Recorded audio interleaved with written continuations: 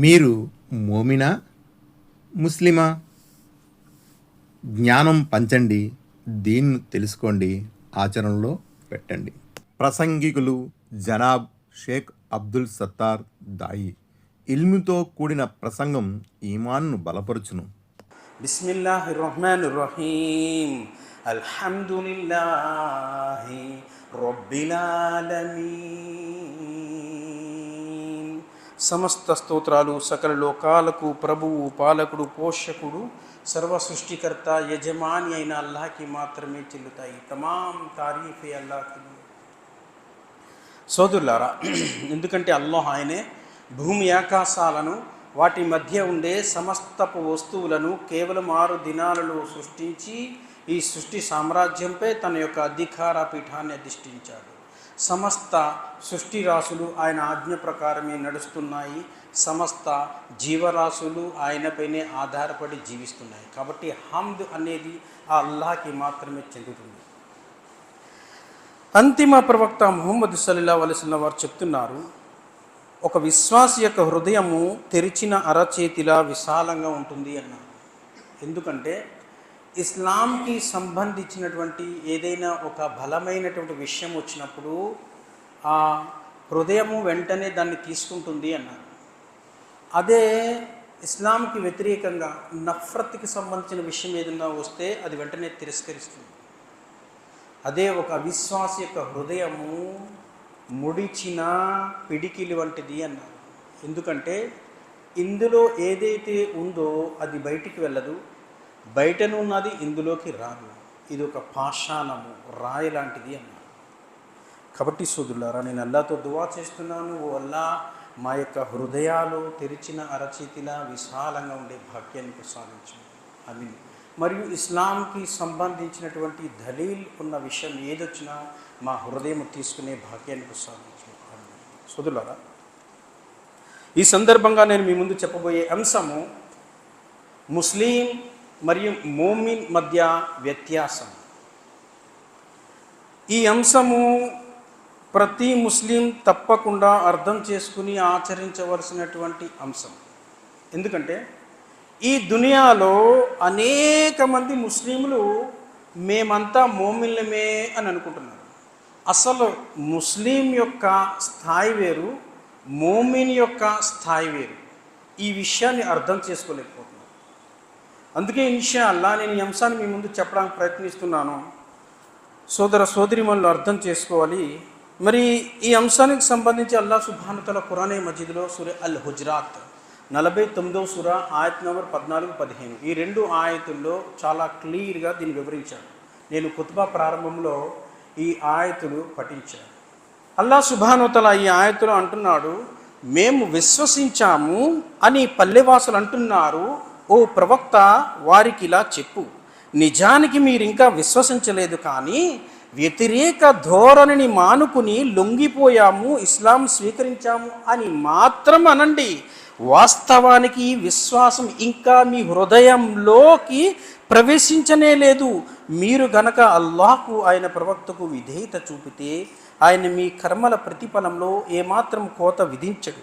నిశ్చయంగా అల్లాహ్ క్షమాశీలి, దయాశీలి అని చెప్పండి అంటున్నారు. అల్లాహ్ను, ఆయన ప్రవక్తను దృఢంగా విశ్వసించి తర్వాత ఎలాంటి సందేహానికి తావీయకుండా ఉంటూ తమ ధన ప్రాణాలతో అల్లాహ్ మార్గంలో పోరాడేవారే విశ్వాసులు, వారే సత్యవంతులు అంటున్నాడు అల్లాహు అక్బర్.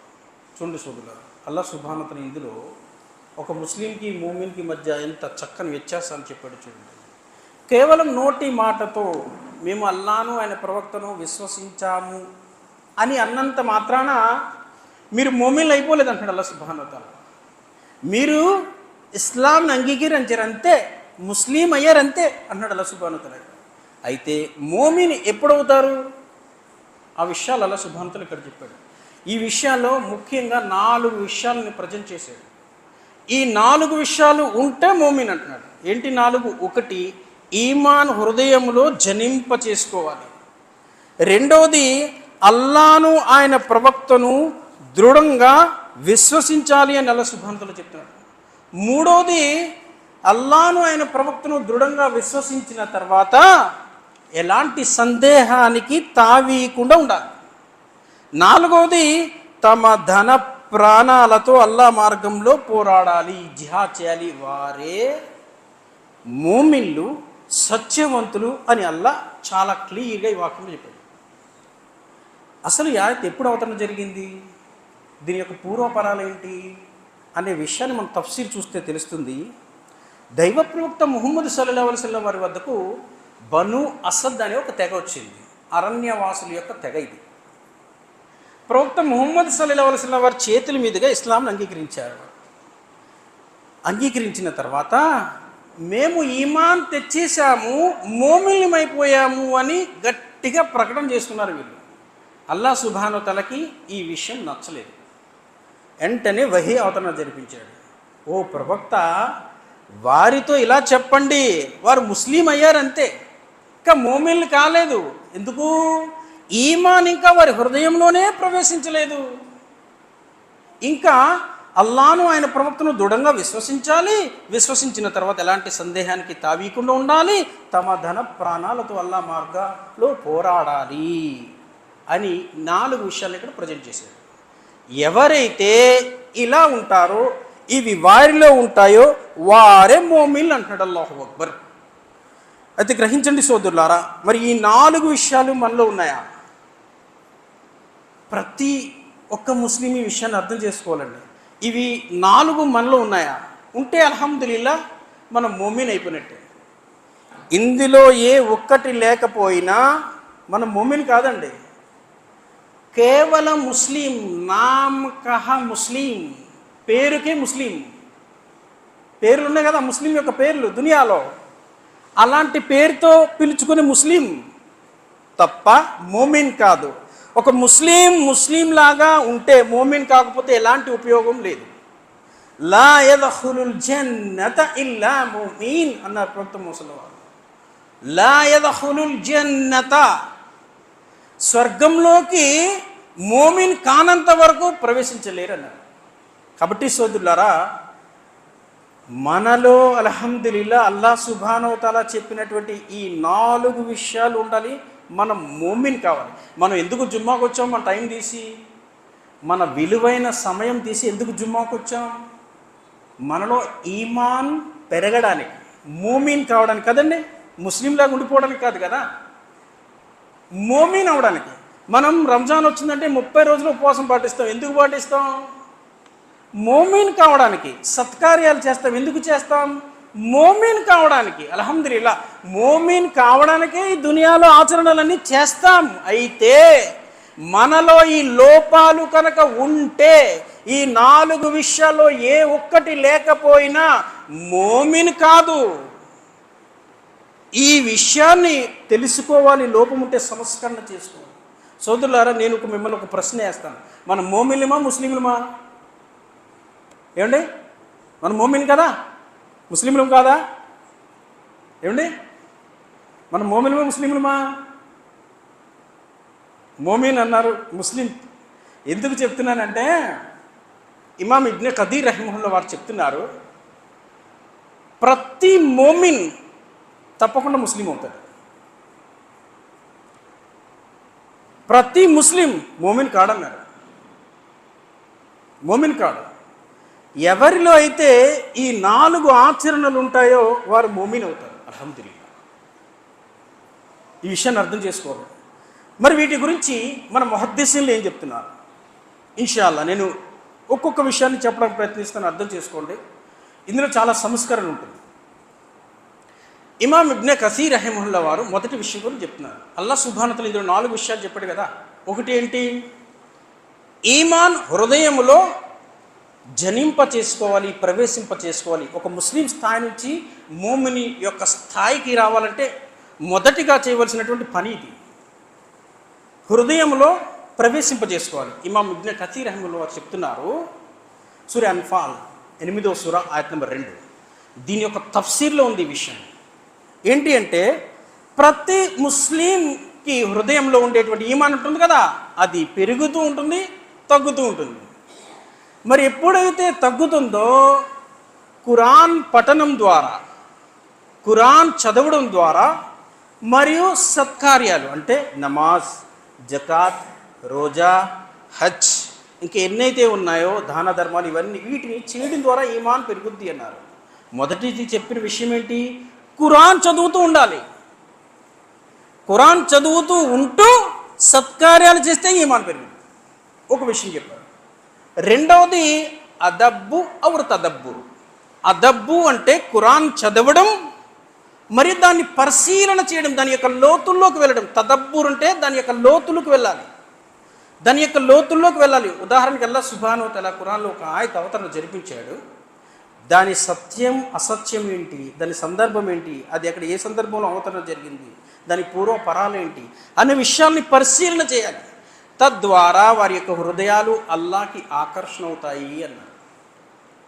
అల్లాహకి ఆకర్షణ అవుతాయి, తద్వారా ఈమాన్ నాటుకుంటుంది అన్నారు. ఈ రెండు విషయాలు చెప్పారు.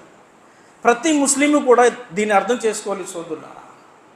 అదేవిధంగా ఇమాం అహ్మద్ బిన్ హంబల్ రహిమహుల్లా వారు చెప్తున్నారు, సత్కార్యాల ద్వారా ఈమాన్ పెరుగుద్ది.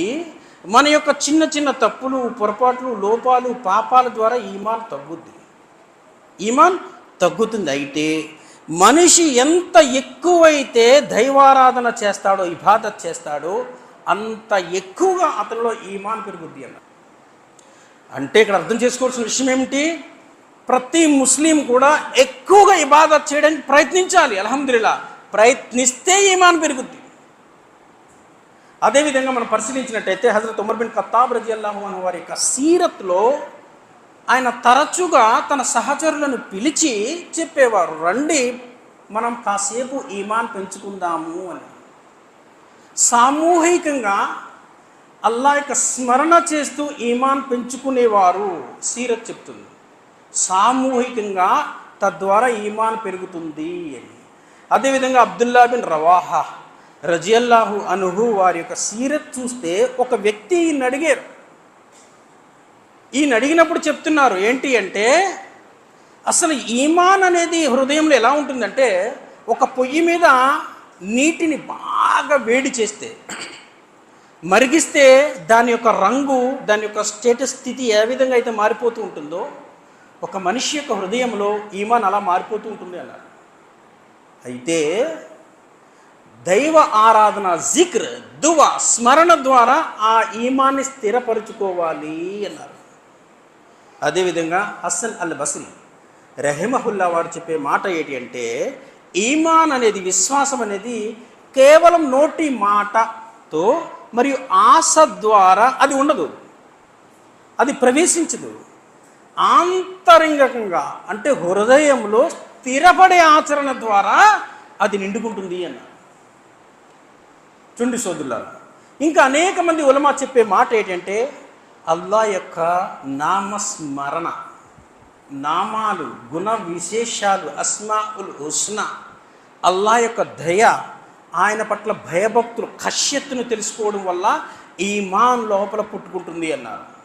లోపల పుడుతుంది. ఉదాహరణకి అల్లాహ్ సుబ్హానహు వ తఆలాకి అనేక పేర్లు ఉన్నాయి కదా, 99 పేర్లు ఉన్నాయి, మనందరికీ తెలుసు కదా. ఒక పేరేంటండి? అర్ రహ్మాన్. అర్ రహ్మాన్ అంటే కరుణామయుడు. ఆయన ఈ భూమి మీద అందరినీ కరుణిస్తాడు. అల్లాహ్ని ఆరాధించినా ఆరాధించకపోయినా, జుమ్మా అయ్యుండి కూడా కుఫుర్ పరిస్థితి ఉన్న ముస్లింలు చాలామంది ఉన్నారు. అలాంటి వారిపైన కూడా, షిరికి చేసేవారిపైన కూడా, దుర్మార్గులుగా, పాపాత్ములుగా, దౌర్జన్యపరులుగా ఈ భూమి మీద ఉండేవారిపై కూడా, అందరిపై అల్లాహ్ సుబ్హానహు వ తఆలా కరుణ ఉంటుంది, కారుణ్యం ఉంటుంది. ఎందుకు? అల్లాహ్ రహమాన్ కాబట్టి కదండి. అదేవిధంగా అంతిమ దినాన ఎంతమంది అయితే ఈ భూమి మీద ఉన్నారో, మన కంటికి కనిపించే వాళ్ళందరూ హషర్ మైదానానికి వస్తారు కదా. అప్పుడు అల్లాహ్ సుబ్హానహు వ తఆలా ఎవరిపై ఆయన యొక్క కారుణ్యాన్ని చూపిస్తాడు? అల్లాహకి మరో పేరేంటి? అర్ రహమాన్ రహీం. రహీం ఇక్కడ రహమాన్, అక్కడ రహీం అయిపోతాడు. కేవలం విశ్వాసులపై తప్ప మరెవ్వరిపై కూడా అల్లాహ్ యొక్క కరుణ ఉండదంట. కరుణ ఉండదు. మానవుడు భూమి అంత బంగారాన్ని ఇవ్వడానికి ప్రయత్నించినా జన్నత్లోకి పంపించడు. ప్రతి ఒక్క సత్కార్యము, ప్రతి ఒక్క పాపకార్యాన్ని అల్లాహ్ సుబ్హానహు వ తఆలా ఆ దినాన చూపిస్తాడు. ఆ దినాన అల్లాహ్ సుబ్హానహు వ తఆలా విశ్వాసులపై ఎంత కారుణ్యాన్ని చూపిస్తాడో అవిశ్వాసులపై అంత కాఠిన్యంగా ఉంటాడు. విశ్వాసులకు జన్నత్ ప్రవేశించే విషయంలో ఎవరు అడ్డుకోలేరు, అవిశ్వాసులను జహన్నంలోకి పంపించే విషయంలో ఎవరు అడ్డుకోలేరు. అల్లాహ్ మాలికి యౌమిద్దీన్, తీర్పు దినానికి యజమాని. ఈ యొక్క విషయాలని, అల్లాహ్ యొక్క నామాలను, గుణ విశేషాలని తెలుసుకోవడం, దాని మీద పరిశీలించడం వల్ల ఈమాన్ పుడుతుంది అన్నారు. అల్లాహు అక్బర్. ముహద్దీసీన్లు చెప్పే మాటలండి ఇవి, సొంత మాటలు కాదు. కఠినమైన హృదయానికి మరణాన్ని, పరలోక దినాన్ని తరచుగా గుర్తు చేసుకోవడం వల్ల ఈమాన్ పుడుతుంది అన్నారు, జనిస్తుంది అన్నారు. తరచుగా సత్యవంతులు, సత్యశీలులు, సజ్జనులతో మీరు వారి యొక్క మషూరాలో వారితో తిరుగుతూ ఉండడం వల్ల మీలో ఈమాన్ ఉత్తేజితమవుతుంది అన్నారు. ఈమాన్ అనేది హృదయంలో నాటబడే ఒక చిన్న మొక్క, ఒక చిన్న మొక్క, చిన్న మొక్కలాగే నాటుకుంటుంది. దానిలోకి అత్యధికంగా దైవ ఆరాధన, జిక్ర్, దుఆ అనే నీటిని ఎల్లప్పుడూ పోస్తూ ఉండాలి. తద్వారా హృదయము సుగంధభరితమైనటువంటి జీవితం అవుతుంది, అది ఒక మహావృక్షం అవుతుంది అన్నారు. గ్రహించండి సోదరులారా, ఒక మనిషిలో ఈమాన్ స్టాండర్డ్ అవ్వడానికి, స్ట్రాంగ్ అవ్వడానికి మన ముహద్దీసీన్లు చెప్పినటువంటి విషయాలు. ఈరోజు ఒక ముస్లింలాగా ఉంటున్నాడు, ఒక ముస్లింలాగా ఉంటున్నాడు, చూడడానికి షకలంతా రూపం ఉంటుంది, కానీ ఆడిలో ఈమాన్ ఎలా ఉంటుందంటే ఆడు తప్పు చేయడానికి, పాపం చేయడానికి చాలా ఈజీగా చేసేస్తున్నాడు. ఎవడు మోమిన్గా ఉన్నాడా, ఎవడు ముస్లింగా ఉన్నాడా లేని పరిస్థితి ఏర్పడిపోయింది సమాజం. ప్రవక్త ముహమ్మద్ సల్లల్లాహు అలైహి వసల్లం చెప్పారు, ప్రళయానికి ముందు ఈ దునియా అంతా ఫిత్నాలమయమైపోద్ది అన్నారు. ప్రళయానికి ముందు ఈ దునియా అంతా ఫిత్నాలమయమైపోద్ది. పెద్ద పెద్ద మోమిన్లు సైతం ఈ ఫిత్నాల అయోమయంలో పడిపోతారంట. ఇంకా అసలు ఫిత్నా చేస్తున్నామా అనే విషయాన్ని కూడా గ్రహించలేరు, అంత ఫిత్నాలో ఉంటారు. ఉదయం ఈమాన్ తీసుకుంటే సాయంత్రానికి ఈమాన్ పోద్దంట, సాయంత్రం ఈమాన్తో ఉంటే తెల్లవారి ఉదయానికి ఈమాన్ పోద్దంట. అలాంటి రోజులు, అలాంటి పరిస్థితులు ఏర్పడిపోతాయన్నారు మహాప్రవక్త ముహమ్మద్ సల్లల్లాహు అలైహి వసల్లం. ఫిత్నాల జమానా అయిపోద్ది అన్నారు.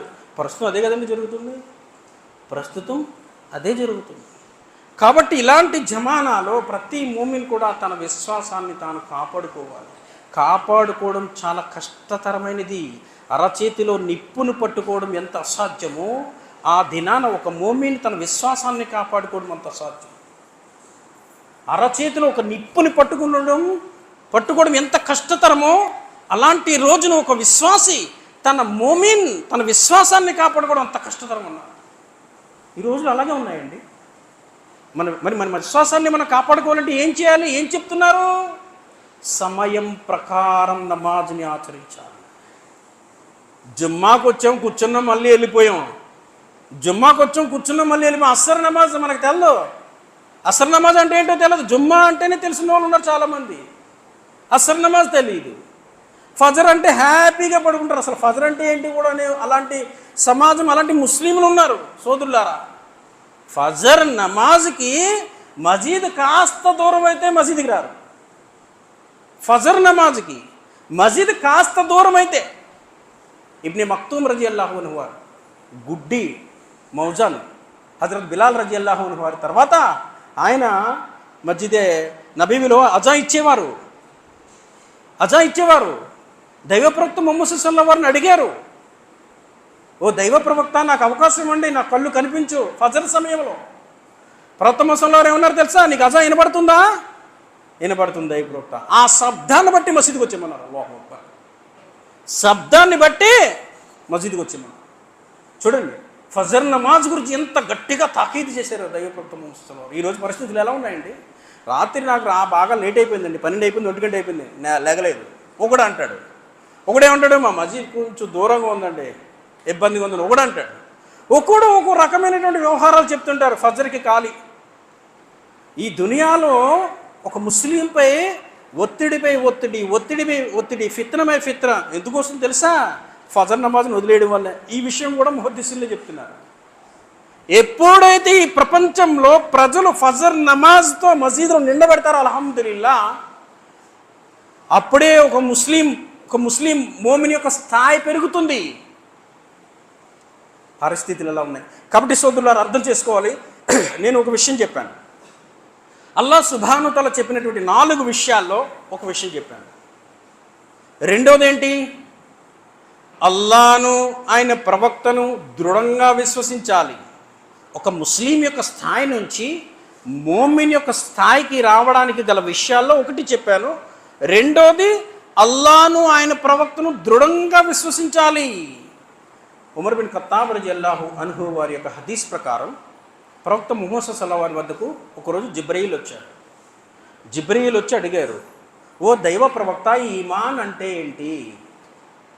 ఈమాన్ అంటే ఏంటి? ప్రవక్త ముహమ్మద్ సల్లల్లాహు అలైహి చెప్పారు, అల్లాహ్ను, ఆయన దూతలను, ఆయన ప్రవక్తలను, వారిపై అవతరించినటువంటి గ్రంథాలను, పరలోకాన్ని, మంచి చెడు యొక్క ఖదరును పూర్తిగా నమ్మడాన్నే ఈమాన్ అని అంటారు అని.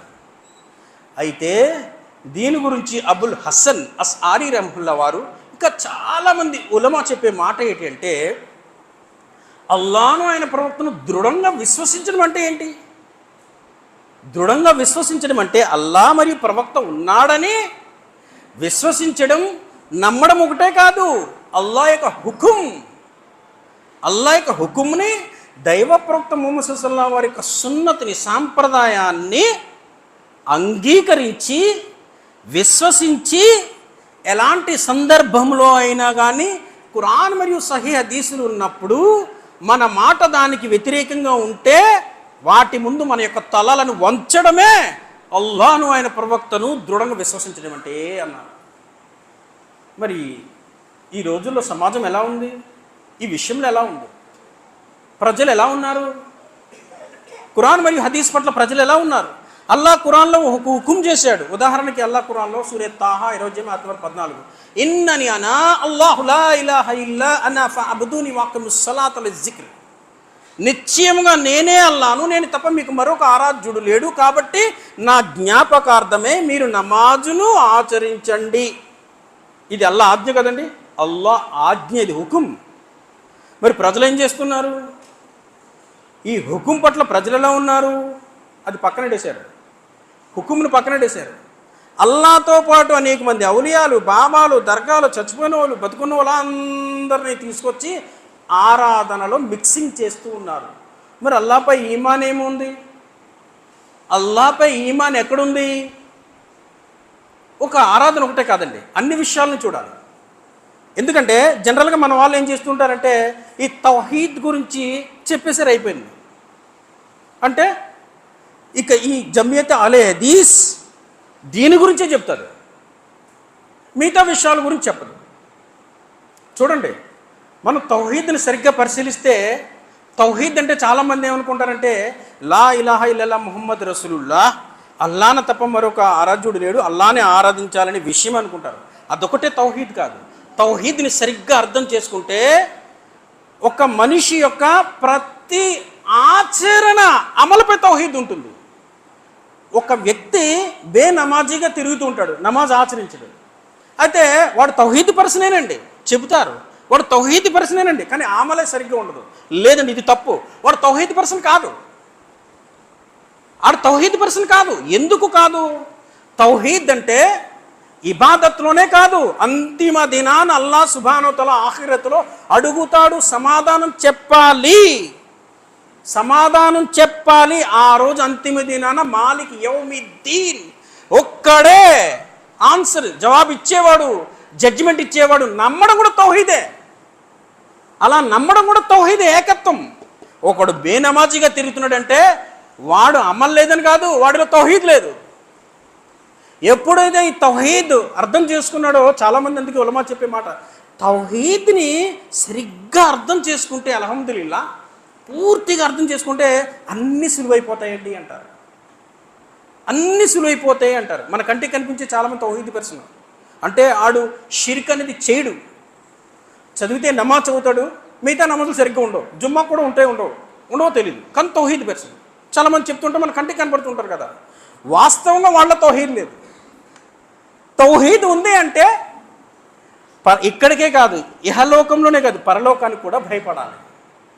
ఎందుకు? అక్కడ అల్లా ఒక్కడే ఉంటాడు కాబట్టి, ఆ స్థానంలో జడ్జిమెంట్ ఇచ్చే స్థానంలో అల్లా ఒక్కడే ఉంటాడు కాబట్టి, ఆ అల్లా ఒక్కడే అని నమ్మడానే తౌహీద్ అంటారు, అంతే కదా. తౌహీద్ అంటే ఏంటి?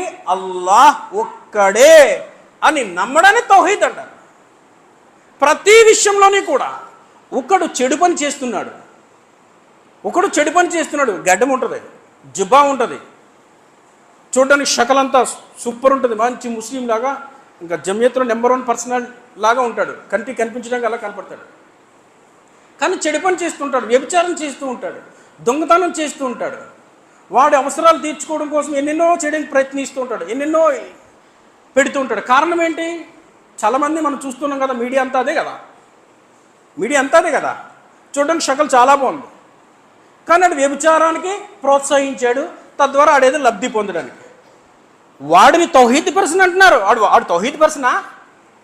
ఆడు తౌహీదా? ఆడు ముస్లిమే కాదు. ఎందుకు? అల్లాహ్ హుకుం ఇక్కడ చెప్పాడు. అల్లాహ్ సుబ్హానహు తాలా యొక్క హుకుం, ఏ హుకుం అయితే అల్లాహ్ సుబ్హానహు తాలా ఇక్కడ తెలియపరిచాడో, ఇక్కడ హదీస్ ఎలా ఉంది? అల్లాహ్ను ఆయన ప్రవక్తను దృఢంగా విశ్వసించడం అంటే అల్లాహ్ హుకుంని, దైవ ప్రవక్త ముహమ్మద్ సల్లల్లాహు అలైహి వసల్లం వారి యొక్క సున్నతిని, సాంప్రదాయాన్ని అంగీకరించి ఆ విషయాల్లో మనకి ఇష్టమున్నా లేకపోయినా ఒక విశ్వాసం యొక్క తలలను కిందకి వంచడమే అల్లాహ్ను ఆయన ప్రవక్తను దృఢంగా విశ్వసించడం అంటారు. ఇక్కడ ఈయన చెప్తున్నారు, అబుల్ హసన్ అసారీ రహిమహుల్లాహ్ వారు చెప్తున్నారు. హుకుం చాలా విషయాల్లో ఉంది కదా, ఇబాదత్లోనే ఉందా? వ్యభిచారంలో లేదా? వలా తఖ్రుబు జినీ అని చెప్పబడి ఉంది కదా. మీరు దాని యొక్క దరిదాపులకు, వ్యభిచారం యొక్క దరిదాపులకు కూడా పోకండి, వ్యభిచారం యొక్క దరిదాపులకు కూడా పోకండి అంటే ఏంటి అర్థం? దరిదాపులు అంటే ఏంటి? ఫస్ట్ వ్యభిచారానికి మార్గం కంటి చూపు అన్నారు. కంటి చూపు అలీ రజియల్లాహు అన్హు వారి యొక్క హదీస్ ఇది. ముందు నువ్వు చూస్తావు కదా, అది వాస్తవంగా నీ చూపే. రెండోసారి చూస్తావు కదా, అది నీది కాదు, శైతాన్ది. శైతాన్ చూపిస్తాడు. రెండోసారి చూసాక మూడోసారి కూడా చూడమంటాడు, మూడోసారి చూసిన తర్వాత నాలుగోసారి చూడమంటాడు. ఇప్పుడు మార్గం తెరుచుకుంటుంది, ఏ వైపు వెళ్ళాలి, ఎలా వెళ్ళాలి, మార్గం ఏంటి అనేది. అసలు ఫస్ట్ సారి చూసినప్పుడే రెండోసారి చూడు అని చూడంటే శైతాన్ యొక్క చూపు. ఒక విశ్వాస అయితే ఏం చేస్తాడు? ఒక ముమిన్ అయితే ఏం చేస్తాడు? ఈ చూపు నాది కాదు, పరదా చేయాలి కదా. స్త్రీలకైనా పరదా, పురుషులకు లేదా? పురుషులకి ఉంది కదా. పురుషుల పరదా ఏంటండి? పురుషుల పరదా ఏంటి? చూపుని కిందకి దించడం. స్త్రీల యొక్క ముఖాలలో, వారి యొక్క కళ్ళలో కళ్ళు పెట్టి ఏ ముస్లిం కూడా చూడకూడదు. ఇది విశ్వాస యొక్క లక్షణం కాదు. మాట్లాడేటప్పుడు, స్త్రీలతో మాట్లాడేటప్పుడు ముఖాన్ని కిందకు దించి మనం సమాధానం చెప్పాలి. ఇది పురుషుల యొక్క పరదా. సోదరులారా, అయితే ఇవి ఈ హుకుమ్ని వదిలేయడం వల్ల ఈరోజు ఏం చేస్తున్నారు?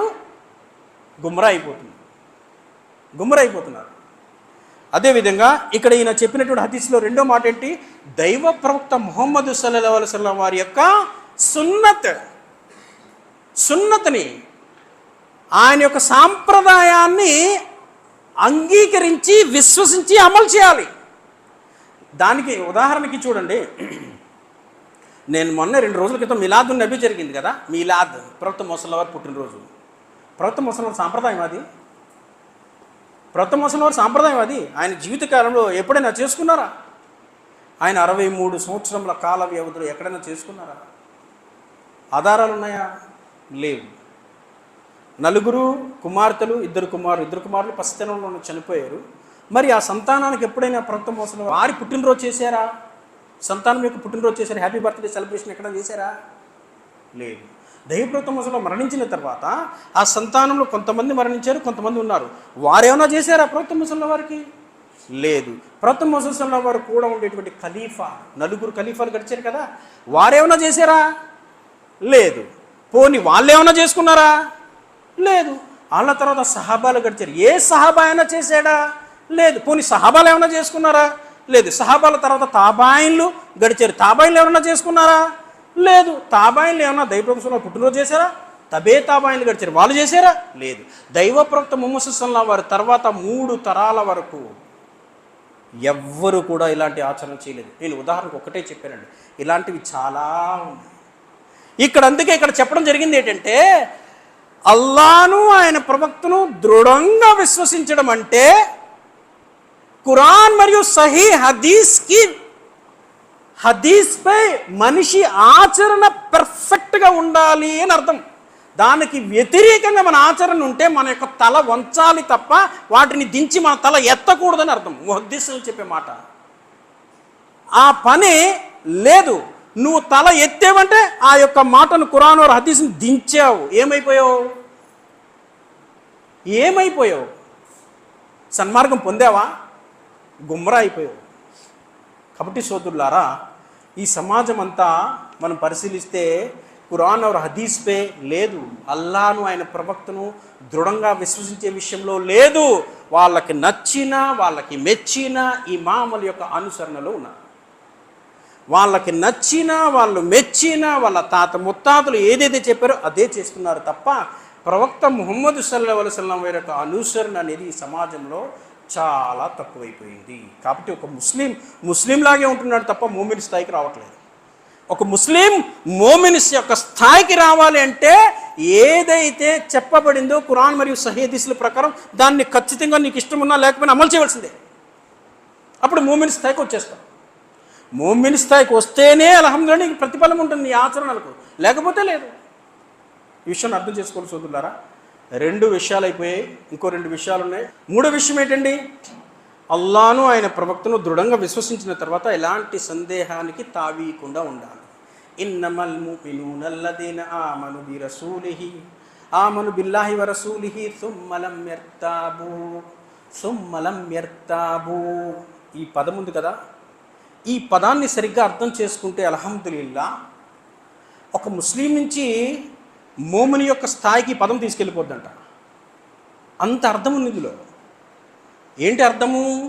నువ్వు విశ్వసించిన తర్వాత, అల్లాను ఆయన ప్రవక్తను విశ్వసించిన తర్వాత, ఖురాన్ మరియు సహీ హదీస్ నీ వద్దకు వచ్చిన తర్వాత, అది సహీ అని తెలిసిన తర్వాత అందులో ఎలాంటి సందేహానికి తావీయకూడదు. సందేహం అనేది లేదు. ఇంకా ప్రవక్త ముహమ్మద్ సల్లల్లాహు వారు ఇలా చెప్పారు, నువ్వు ఆచరించవలసిందే. దాన్ని నమ్మాలంతే. ఈ మాట చెప్తుంది ఆ మాట. ఎందుకంటే ఈ దునియాలో చాలామంది ఎలా తయారైపోయారంటే, ఒకడు ఏదైనా ఒక విషయం చెప్పాడు అనుకోండి, అందులో సత్యమేటి అసత్యమేటి అనేది లేదండి. ఆలోచన లేదు, పరిశీలన లేదు, ఏమి లేదు. ఆడు చెప్పాడు కదా, వీడు నమ్మేస్తున్నాడు. పరిస్థితి అలా ఉంది. ఈ సోషల్ మీడియాలో వచ్చిన తర్వాత ఎక్కువైపోయిన తర్వాత ప్రజలు గుమ్రైపోతున్నారు. దానికి సంబంధించినటువంటి ఏదైనా సందేహం ఉన్నప్పుడు మనం ఎవరిని అడగాలి? దానికి సంబంధించినటువంటి జ్ఞానవంతులను అడగాలి, ఉలమాని అడగాలి. ఉలమా ఎవరిని పడితే వాళ్ళని కాదు, ఖురాన్ మరియు సహీ హదీస్ యొక్క పట్టున్నటువంటి ఒక మదనీని అడగాలి. ఆ విషయంలో సందేహాన్ని క్లియర్ చేసుకోవాలి. నువ్వు సందేహపడిపోయి ఉదాహరణకు చూడండి, ఒకడు ఆ మధ్యన వీడియోలో చెప్పాడు ఏంటంటే, ఒంటె మూత్రం ఉంది కదా, ఒంటె మూత్రం కొన్ని అనారోగ్యాలకి చికిత్స అని చెప్తున్నారు. వాళ్ళేమో ఆవు మూత్రం వైద్యం అంటున్నారు, మీరేమో ఒంటె మూత్రం వైద్యం అంటున్నారు. ఏంటిది? ఇంకా అలాగే మీకు తేడా ఉంది అడుగుతున్నాడు. అలాగే మీకు తేడా ఏముంది? దీని గురించి సందేహం ఉన్నప్పుడు ఏం చేయాలి? ఇది సహియా కాదా, సహీ హదీసా కాదా పరిశీలన చేయాలి. దానికి సంబంధించి ఉలమాని అడగాలి, ముహద్దీసీలను అడగాలి. దాంట్లో అసలు ఏ విధంగా దానికి చెప్పబడి ఉంది, ఎలాంటి అనారోగ్యాన్ని గురించి చెప్పబడి ఉంది, ఈ విషయాల్ని పరిశీలన చేయాలి. పరిశీలన చేస్తే అల్హమ్దులిల్లాహ్ మనకి జ్ఞానం పెరుగుతుంది. ఒక ముస్లిం యొక్క స్థాయి నుంచి ఒక మోమిన్ యొక్క స్థాయికి మనిషి వస్తాడు. అంతే కదండి. చెప్పడానికి చాలా విషయాలు ఉన్నాయి, కానీ చెప్పే సమయమే లేదు. అయితే 4వ విషయం చెప్పేసి నా ప్రసంగాన్ని ముగిస్తాను, ఎందుకంటే ఈ విషయాన్ని మళ్ళీ చెప్పడానికి అవ్వదు. 4వది ఏంటి? తమ ధన ప్రాణాలతో అల్లా మార్గంలో పోరాడాలి. ఒక ముస్లింకి ఒక మోమిన్కి ఒక గొప్ప వ్యత్యాసం ఉంది మాటలో. ఒక ముస్లింకి ఒక మోమిన్కి గొప్ప వ్యత్యాసం ఉంది. ఏంటి అంటే, ఇది కూడా ముహద్దీసీలు చెప్పే మాటే. ఏంటి అంటే, ఒక ముస్లిం విశ్వసించిన తర్వాత తన యొక్క ధన ప్రాణ సమయము ఇంకా కృషి శ్రమ ఏ విషయాలైతే ఉన్నాయో ఈ విషయాల్ని అల్లా మార్గంలో పెట్టడానికి, ఖర్చు పెట్టడానికి వెనుకడుగు వేస్తాడంట. ఎవరు? ముస్లిం. మోమిన్ ఎటువంటి పరిస్థితులను కూడా వెనుకడుగేయడు. అసలు వెనుకడుగు అనేదే ఉండదు. మాట ఆచరణ రెండు ఒకటై ఉంటాయి అన్నారు. ఒక ముస్లింకి ఒక మోమిన్కి ఉండేటువంటి మధ్య వ్యత్యాసము, ఎలాంటి కష్టం వచ్చినా, ఎలాంటి ఆపద వచ్చినా, సకరాత్ సమయం వచ్చినా ఒక మోమిన్లో అల్లా మరియు ఆయన ప్రవక్తపై కొంచెం కూడా విశ్వాసం తగ్గదన్నారు ఒక మోమిన్లో. అదే ముస్లింలో చిన్న కష్టం వచ్చినా కానీ ఈమాన్ ప్రభావం అతని యొక్క హృదయంలో పడిపోద్ది అన్నారు. దీని గురించి చెప్పాలంటే ఒక దలీలు ఉంది. సాద్ ఇబ్ని అబీ వక్కాస్ రజియల్లాహు అన్హు వారి యొక్క దలీలు ఇది. ప్రవక్త ముహమ్మద్ సల్లల్లాహు అలైహి వసల్లం వారు ఒక మాలే గనీబత్ యొక్క యుద్ధంలో వచ్చినప్పుడు పంచుతున్నారు. చాలా ఎక్కువ మొత్తం వచ్చిందన్నమాట. వాటాలు వేసేసి ఒకరికి పంచుతూ ఉన్నారు. ఆ మాలే గనీబత్ యొక్క సొమ్ముని పంచుతూ ఉన్నారు. కానీ ఒక వ్యక్తికి ఇవ్వట్లేదు. సాద్ ఇబ్ని వక్కాస్ రజియల్లాహు అన్హు వారు ప్రవక్త ముహమ్మద్ సల్లల్లాహు అలైహి వసల్లం వారితో చెప్పారు, ఓ దైవ ప్రవక్త, ఈయనకి మీరు ఇవ్వట్లేదు, ఈయన మోమీన్ అని నేను భావిస్తున్నాను అన్నారు. ప్రవక్త ముహమ్మద్ సల్లల్లాహు అలైహి వసల్లం వారు అడిగారు, అతను మోమీనా ముస్లిమా? ముస్లిమేమో అంటారు. ఒకసారి అయిపోయింది. కాసేపటికి మరలా ఈయన జ్ఞాపకం చేస్తున్నారు, ఓ దైవ ప్రవక్త, ఆయన మోమీన్ అని నేను భావిస్తున్నాను అని. మరలా అంటారు ప్రవక్త ముహమ్మద్ సల్లల్లాహు అలైహి వసల్లం వారు, అతను మోమీనా ముస్లిమా?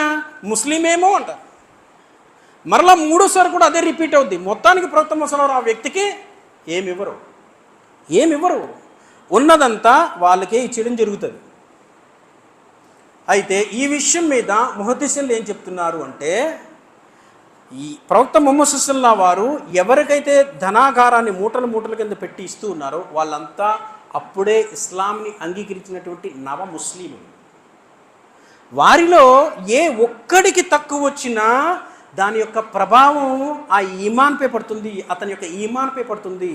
ఇతను సాద్ రజియల్లాహు అన్హు వారు చెప్పింది ఆల్రెడీ మోమిన్, ఇతనిపై ఈమాన్ ప్రభావం పడదు అని చెప్తున్నారు. అంటే ఇక్కడ అర్థం చేసుకోవాల్సిన విషయం ఏంటి? చిన్న నష్టం వచ్చినా, కష్టం వచ్చినా ఒక ముస్లింకి ప్రభావం పడిపోద్ది. వెంటనే వెనకడుగు వెళ్ళిపోవడానికి మార్గాలు చూసుకుంటూ ఉంటాడు. ఒక మోమిన్ ఎలాంటి కష్టం వచ్చినా, నష్టం వచ్చినా కానీ అల్హమ్దులిల్లాహ్ దానిపై స్ట్రాంగ్గా ఉంటాడు. కాబట్టి ప్రతి ముస్లిం కూడా మోమిన్ అయిపోవాలి. ఎంతకాలం ముస్లింలాగా ఉంటారు సోదరులారా? ఎంతకాలం ఉంటారు ముస్లింలా? ముస్లిం అనేది అతను ఇస్లాంలోకి రావడానికి ఫస్ట్ స్టేజ్. నేను అక్కడే దార్మందం దగ్గరే కూర్చుని ఉంటాను, నా ఫస్ట్ స్టేజ్ అదంటే ఎట్లా అవ్వదు. ఒక ముస్లిం మోమిన్ యొక్క స్థాయికి రావాలి, ఒక మోమిన్ ఇహ్సాన్ యొక్క స్థాయికి రావాలి. First stage, second stage, third stage అనేది ఇస్లాంలో ఉంది. నువ్వు ఫస్ట్ స్టేజ్లోనే నేను ఉంటాను. ఈ దునియా అంతా ప్రతి ఎవడు చూసినా ఫస్ట్ స్టేజ్లోనే ఉంటున్నాడు తప్ప మోమిన్ యొక్క స్థాయికి రావట్లే. అల్లా ఇన్నహు లా యద్ఖులుల్ జన్నత ఇల్లా ముమిన్ ప్రవక్త ముహమ్మద్ చెప్పారు. ఏం చెప్పారు అంటే, ముస్లిములు ఎప్పటి వరకు అయితే మోమిన్ కారో జన్నత్ లేదు. మోమిన్కి అల్హమ్దులిల్లాహ్ జన్నత్లోకి ప్రవేశం ఉంది అన్నారు. అల్లా సాక్షి. ప్రవక్త ముహమ్మద్ చెప్పారు, అల్లా సాక్షి, మీలో మీ హృదయాల్లో ఈమాన్ పూర్తిగా ప్రవేశించినంత వరకు మీలో ఎవ్వరూ కూడా స్వర్గానికి వెళ్ళలేరు అన్నారు ప్రవక్త ముహమ్మద్ సల్లల్లాహు అలైహి వసల్లం. సహాబాలతో చెప్తున్నారు ఆ మాట. మీ హృదయాలలో పూర్తిగా ఈమాన్ ప్రవేశించాలి అన్నారు. ఈమాన్ ప్రవేశించినంత వరకు జన్నత్ లేదు. ఈమాన్ ప్రవేశించడమే మోమీన్ అవ్వడం. కాబట్టి సోదరులారా, ప్రతి ముస్లిం కూడా అర్థం చేసుకోవాలి, మోమీన్ అవ్వడానికి ఏ ఆచరణలు మనలో లేవు. మనం ఏ స్థాయిలో ఉన్నాం, ఏ ఆచరణలు కావాలి, అవసరం ఉంది, దాని స్టెప్ బై స్టెప్ ఏం కావాలి, ఎలా ఆచరించాలి, నమాజ్ విషయంలో ఎలా ఉన్నాం, ఆచరణ విషయంలో ఎలా ఉన్నాం, ప్రతి ఒక్క ముస్లిం తనకు తాను ఆలోచన చేసుకుంటే నేను ముస్లిమా మోమిన్ అనేది అర్థమవుతుంది. ఇప్పటికిప్పుడు చచ్చిపోతే నేను జన్నత్కి వెళ్తానా జహన్నమ్కి వెళ్తానని అర్థమవుతుంది. కాబట్టి సోదరులారా, నేను అల్లాహ్తో దువా చేస్తున్నాను వల్ల ఏ విషయాలైతే ఇక్కడ చెప్పడం జరిగిందో దీనిపై జ్ఞానాన్ని హాసిల్ చేసి అమలు చేసే భాగ్యాన్ని ప్రసాదించుకోండి. ఆమీన్. మరియు మా యొక్క ఆచరణలు సంపూర్ణంగా అల్హమ్దులిల్లాహ్ సంపూర్ణంగా ఆచరణ చేసే భాగ్యాన్ని ప్రసాదించము. అల్లా సుబ్హానహు వ తఆలా ఎవరిపై అయితే ఆయన యొక్క కారుణ్యాన్ని పెట్టాడో ఆ కారుణ్యమూర్తుల యొక్క జాబితాలో ఇక్కడున్న మేమంతా ఉండే భాగ్యాన్ని ప్రసాదించము. ఇంకా మా తోటి సాతీలు ఎంతమంది అయితే దీనికి దూరంగా ఉన్నారో దీన్ని అర్థం చేసుకుని ఆచరణ చేసే భాగ్యాన్ని ప్రసాదించము. ఆమీన్. అంతిమ దినాన అల్లా సుబ్హానహు వ తఆలా ఎవరినైతే కరుణిస్తాడో ఆ కరుణామూర్తుల యొక్క జాబితాలో మమ్మల్ని అందరికీ ఉండే భాగ్యాన్ని ప్రసాదించము. ఆ భయంకరమైనటువంటి జహన్నము నుంచి మమ్మల్ని రక్షించి శాశ్వతమైన నిత్య యవనము గల ఆ జన్నత్ యొక్క సౌభాగ్యాన్ని ప్రసాదించము. ఆమీన్ సుమ్మ ఆమీన్. వాకురిద్దామన అల్హమ్దులిల్లాహి రబ్బిల్ ఆలమీన్. Thanks for watching. Don't forget to like, comment and share. Please subscribe. Touch bell.